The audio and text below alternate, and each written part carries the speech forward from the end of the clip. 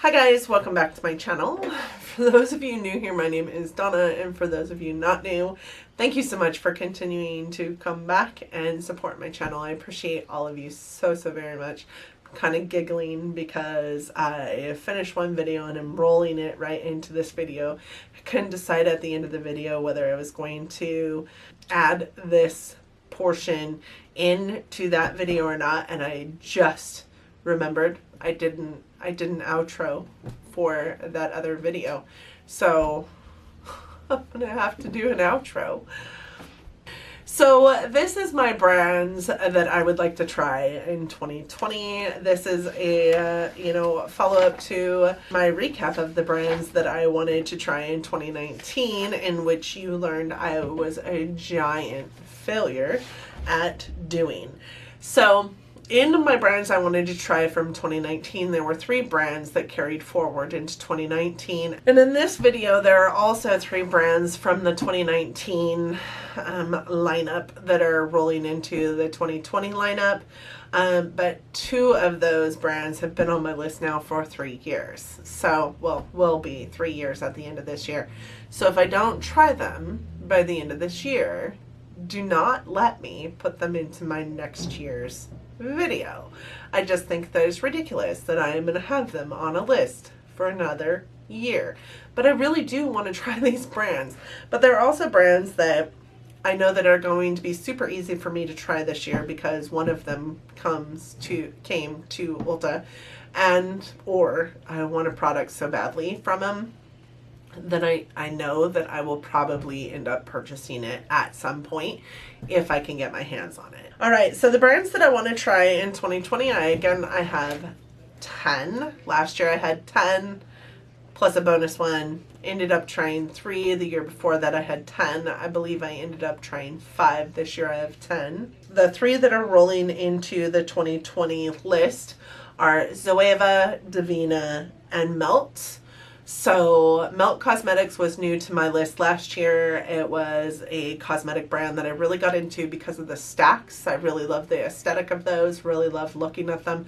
I've since changed my mind. Those are not the product that I want from Melt, but I really do get on with their highlighters. I think their highlighters are beautiful. Aesthetically, I don't know, obviously I haven't tried them, but I also really would pee myself if I could get my hands on the Amor Eterno collection. I love that collection so much. I want it so much. So there's that. Second one is Zoeva. Zoeva is rather new to Ulta. I know that I have one store that sells it, and I know that I can get some other products online from them from Ulta, so I know that that one will be an easy grab for me sometime this year as well. I feel like it's cheating almost to put it on this list again, because I can get it, I can pick it up. It's super easy for me to touch, feel, and purchase. Divina only ended up on this list again because it's actually a brand that I've kind of fallen out of love with to some extent, but I am a fan of Angelica Nyquist. I am a fan of World of Warcraft. I have a level 85 warlock out there that can kick some ass. And she has a Moonwell bundle that she sells as a bundle that you can get, that she picked out, that's named after World of Warcraft. I just want to support. I just want to support. So there's that. And they're beautiful colors, of course they are. So the other 7 brands are, I think tangible, I think, but also kind of expensive, honestly.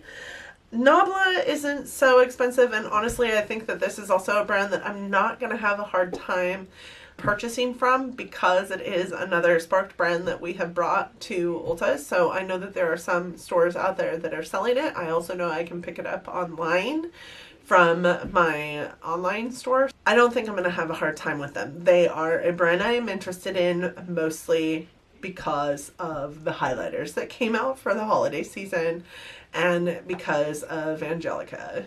I watch her a lot. I will, of course, put her channel down in my description box. She is the indie makeup queen, and she talks about Nabla often, and she had those highlighters, and I thought they were beautiful. So these two, actually, JD Glow and Gift Me Glow, I'm not 100% on the differences between the two. I know that the plethora of people that I watch in the YouTube community talk about them both quite frequently, and I think that's what drives me to want to try them.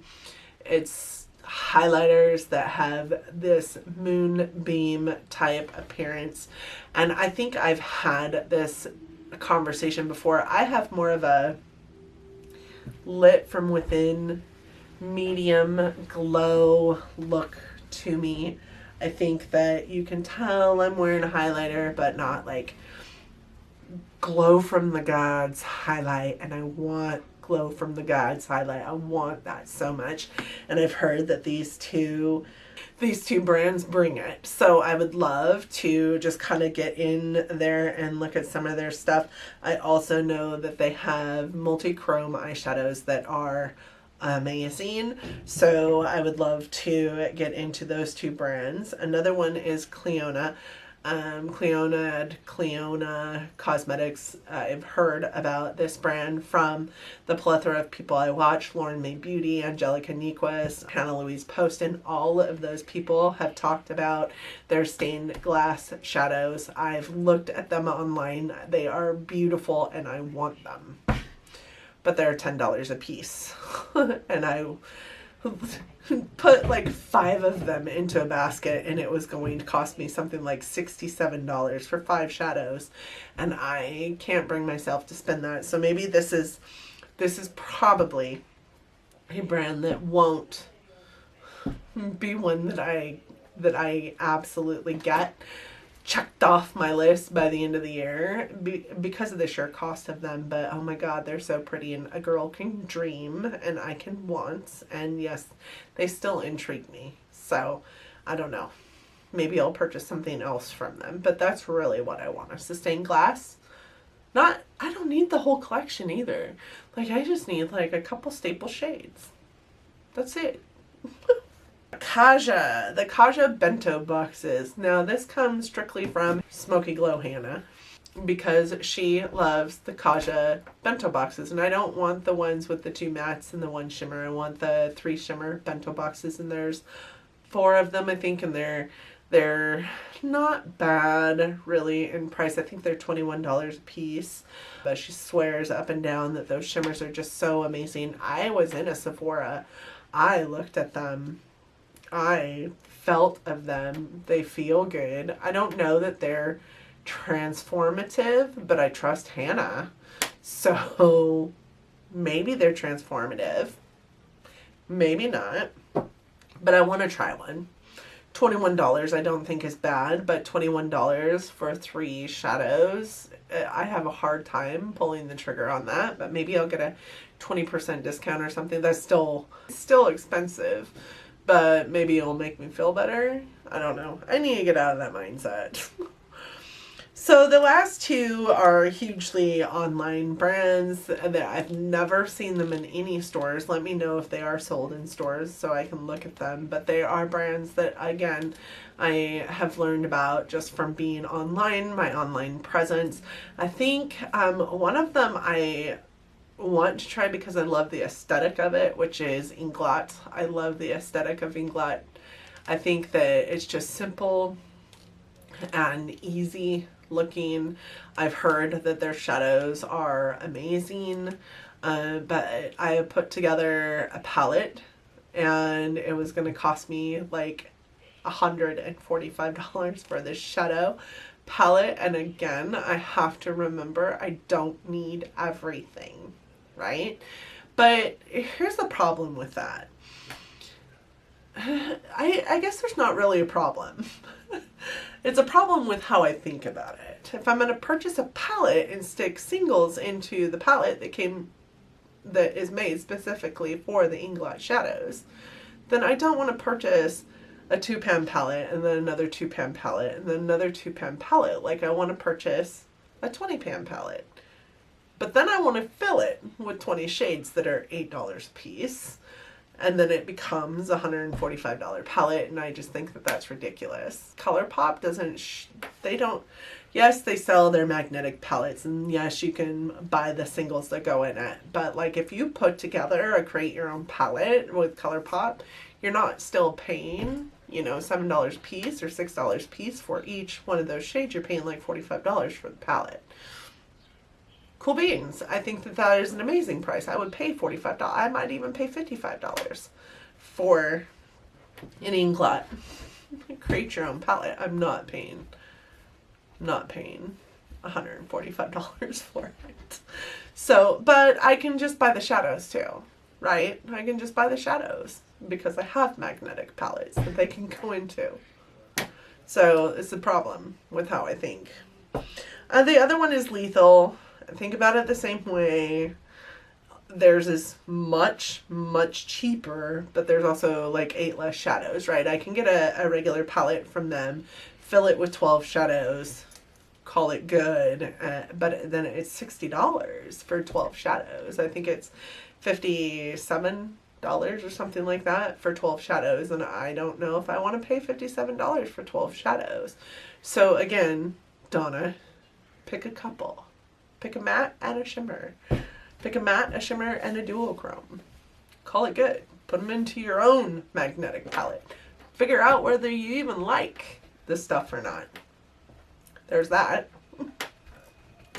So anyways, those are the brands that intrigued me for 2020. Those are the brands that I'd really like to buy from this year, even if it's 1 or 2 items. This might be a little tougher for me to do this year. I do have a budget that I am going to tell you guys all about in an upcoming video that will hold me hostage to a certain amount of money of expenditures. So I don't know how much of this I will be able to actually physically do, but I'm super excited about this list. I think some of them are easy A's for me. I think some of them I can definitely get through, but I think I thought that of my list last year and the year before as well. So who knows? What brands are you interested in for 2020? What brands do you think I should be interested in this year?